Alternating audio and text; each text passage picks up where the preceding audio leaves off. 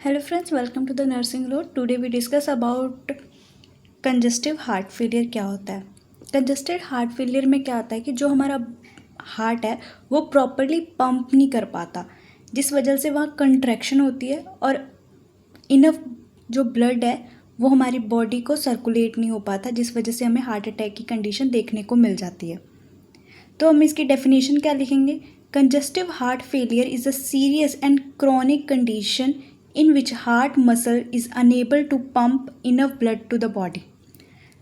ये क्रोनिक और serious condition है जो कि काफ़ी लॉन्ग टर्म चलती है। जिसकी वजह से क्या होता है कि हमारा जो हार्ट है वो प्रॉपरली पंप नहीं कर पाता, जिस वजह से हमारा ब्लड है वो अच्छे से सर्कुलेट नहीं होता हमारी बॉडी में। और इसके क्या टाइप्स हैं, बात कर लेते हैं टाइप्स की। तो लेफ़्ट साइड हार्ट फेलियर क्या है और राइट साइड हार्ट फेलियर क्या है।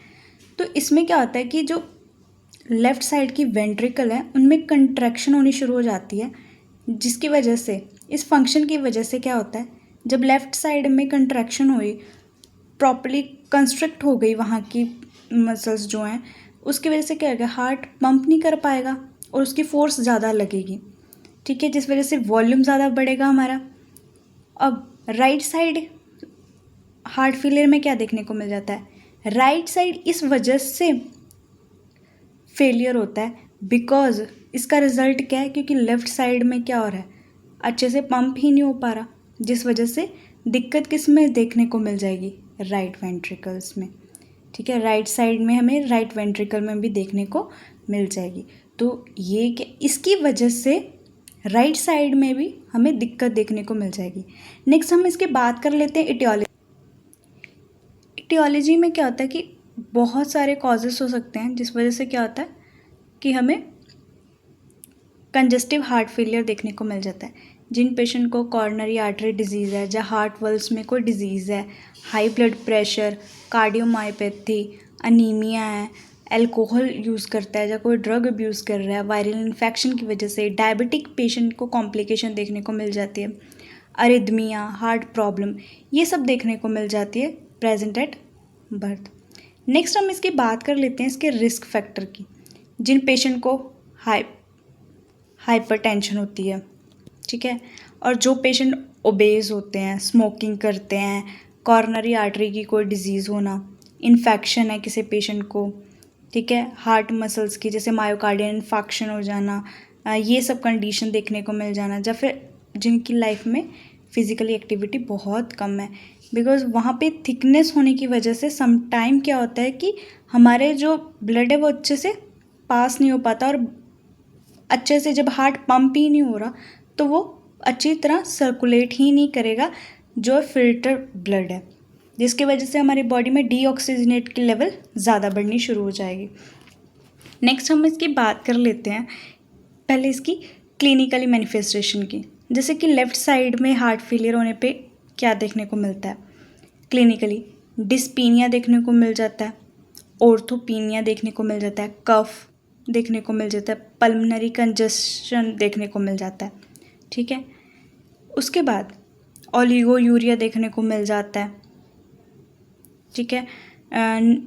उसके बाद हम इनएडिक्वेट टिश्यू परफ्यूजन देखने को मिल जाता है, पल्मनरी कंजेशन देखने को मिल जाता है, टेकिकार्डिया देखने को मिल जाता है, फटीगनेस, ये सब देखने को हमें मिल जाता है। नेक्स्ट हम इसकी बात कर लेते हैं पैथोफिजियोलॉजी। पैथोफिजियोलॉजी में क्या आएगा कि अंडरलाइन बहुत सारी, जैसे कि हमने इटियोलॉजी में पढ़ा कि कोई भी हार्ट डिसीज़ की वजह से क्या हो सकता है कि मायोकार्डियल डैमेज होने की वजह से क्या होगा, इंक्रीज़ हो जाएगा वहाँ का वर्कलोड, पंप ही नहीं कर रहा तो उसका वर्कलोड वहाँ पे बढ़ना शुरू हो जाएगा। जो कार्डियक आउटपुट है उसकी वजह से जब बढ़ेगा तो उसकी वजह से बहुत सारी चीज़ें हैं वो फ्लक्चुएट होंगी, जैसे सिंपैथेटिक नर्व सिस्टम फ्लक्चुएट होगा, वो बढ़ना शुरू हो जाएगा, जिस वजह से हमारे हार्ट रेट क्या होगा, हार्ट रेट एंड कंस्ट्रक्शन शुरू हो जाएगी, कंस्ट्रक्टाइल हो जाएगा, जिसकी वजह से क्या हो जाएगा, मसल्स में वेजो कंस्ट्रक्शन हमें देखने को मिल जाएगी।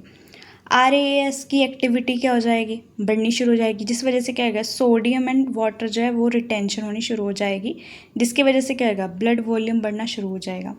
ADH बढ़ेगा तो फर्दर हमें क्या देखने को मिल जाएगा, वाटर की रिटेंशन, ठीक है, हाइपरट्रॉफी की कंडीशन हमें देखने को मिल जाएगी। अब इन सब कंडीशन के साथ क्या होगा कि प्री लोडेड जब ये बढ़ेगा, हमारा वहाँ का मसल कंस्ट्रिक्शन अच्छी तरह पंप ही नहीं हो रहा, कंस्ट्रिक्शन की वजह से वेजो कंस्ट्रिक्शन हो गई है, वहाँ का लेवल बढ़ेगा तो कंजेशन होएगी और हमें एडिमा देखने को मिल जाएगा। फर्दर हमें क्या देखने को मिलेगा? Heart failure. So this is the all pathophysiology of congested heart failure. Next हम बात कर लेते हैं इसकी डायग्नोस्टिक इवोल्यूशन हिस्ट्री लेंगे, फिजिकली एग्जामिन करेंगे, journal appearance, vital, heart rate देखेंगे, असेस करेंगे एब्डोमेन, एडिमा देखेंगे, लेबोरेटरी टेस्ट कराएंगे जिसमें ब्लड टेस्ट में हम कौन कौन से सैंपल एनालिसिस करवाएंगे, उसमें सोडियम, पोटाशियम, एल्ब्यूमिन, केराटिन, ये सब हम इसमें चेक करवाएंगे। नेक्स्ट हम पेशेंट का चेस्ट एक्सरे करवाएंगे, इलेक्ट्रोकार्डियोग्राफी कराएंगे, इलेक्ट्रोकार्डियो करवाएंगे हम। उसके बाद एक्सरसाइज स्ट्रेस टेस्ट करेंगे। उसके बाद हम क्या करेंगे? पल्मोनरी आर्टरी को मॉनिटर करेंगे, बीएनपी चेक करवाएंगे, बी टाइप न्यूट्रियोटिक पेप्टाइड, ठीक है। उसके बाद हम क्या करेंगे? कार्डियक एमआरआई करवाएंगे, ये सब हम करवाएंगे। मैनेजमेंट में क्या होता है, बात कर लेते हैं मैनेजमेंट में। तो टू इम्प्रूव करने के लिए परफॉर्म करना ventricular pump, reduce the myocardial workload, हमें उनको कम करना है।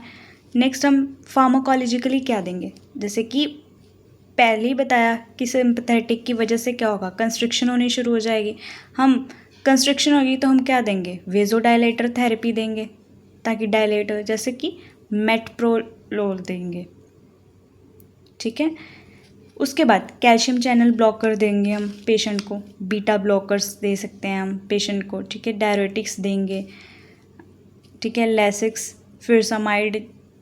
उसके बाद हम एंजियोस्टेरोनिक कन्वर्टिंग एंजाइम्स इनिबिटर देंगे, ये सब देंगे हम। बीटा ब्लॉकर्स देंगे, एल्डोस्टेरोन एंटागोनिस्टिक देंगे, किसके लिए? डिक्रीज़ हो जाए क्या? सोडियम की रिटेंशन की। सोडियम रिटेंशन के लिए हम क्या देंगे?